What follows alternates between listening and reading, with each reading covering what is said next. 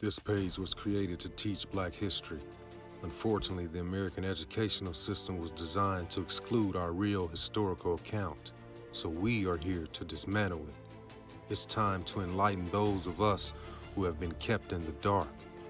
I am a Black man who didn't know enough about my own history, so I began to dig deeper and do my own research. Black history is American history, so I want people of all races and cultures to join together to learn our history as one. Here, I will share all of my findings. Please like, follow, share, and subscribe to Teaching Black History. The story of Lorraine Vivian Hansberry. Lorraine was the youngest of 4 children born to Carl Augustus Hansberry, a successful real estate broker, and Nanny Louise, a driving school teacher and ward committee woman.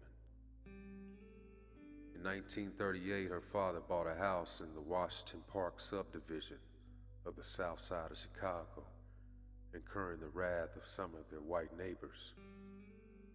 The latter's legal efforts to force the Hansberry's family out culminated in the U.S. Supreme Court's decision in Hansberry versus Lee.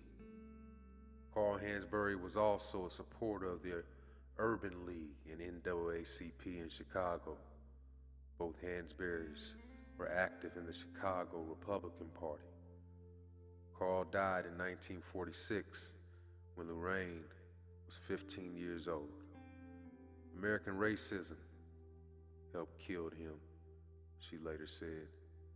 The Hansberrys were routinely visited by prominent Black people, including sociology professor W.E.B. Du Bois and poet Langston Hughes, singer, actor, and political activist Paul Robeson, and musician Duke Ellington, and Olympic gold medalist Jesse Owens.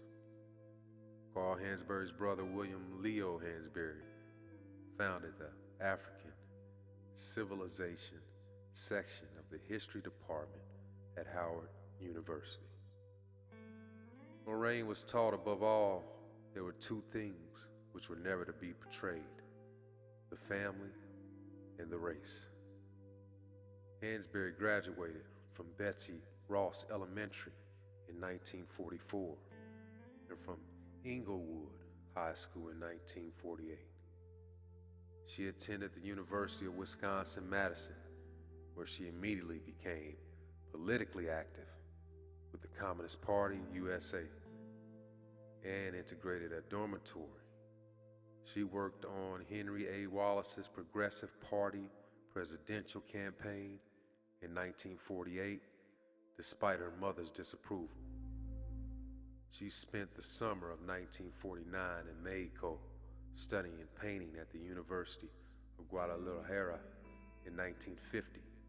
Hansberry decided to leave Madison and pursue her career as a writer in New York City, where she attended the New School. She moved to Harlem in 1951 and became involved in activist struggles such as the fight against evictions. In 1951, Hansberry joined the staff of the Black newspaper Freedom. At Freedom, she worked with W.E. Du Bois, whose office was in the same building, and other Black Africanists. At the newspaper, she worked as a subscription clerk, receptionist, typist, and editorial assistant. Besides writing news articles and editorials, Hansberry worked on not only the U.S. civil rights movement, but also global struggles against colonialism.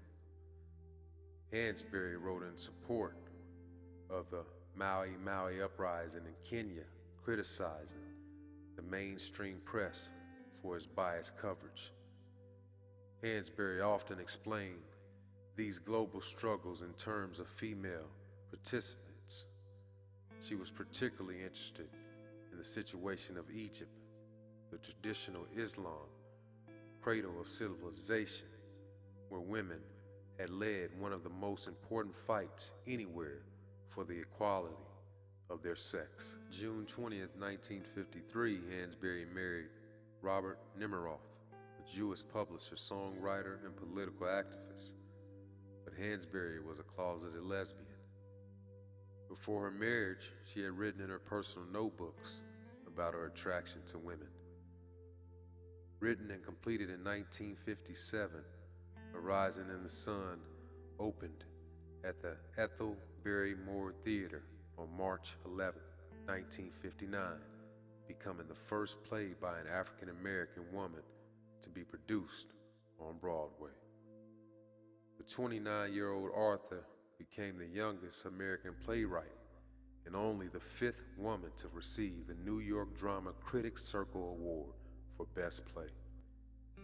She was also nominated for the Tony Award for Best Play.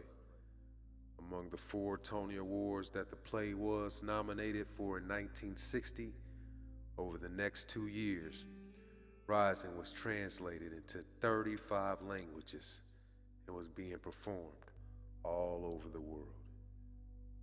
In 1963, Hansberry participated in a meeting with Attorney General Robert F. Kennedy, set up by James Baldwin.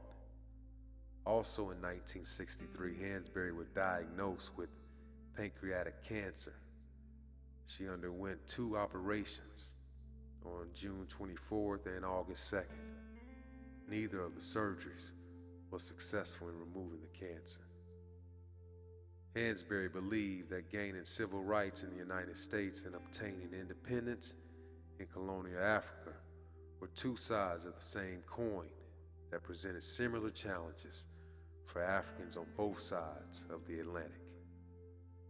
Regarding tactics, Hansberry said, "Blacks must concern themselves with every single means of struggle, legal, illegal, passive, active, violent, and nonviolent.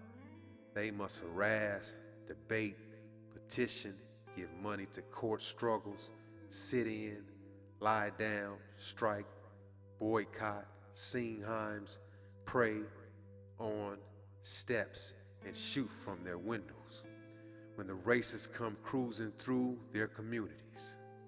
1959, Hansberry commented that women are twice oppressed, may become twice militant. She held out some hope for male allies of women, writing in an unpublished essay, "If by some miracle women should not ever utter a single protest against their condition, there will still exist among men those who could not endure in peace until her liberation had been achieved." Hansberry died of pancreatic cancer on January 12, 1965, at age 34.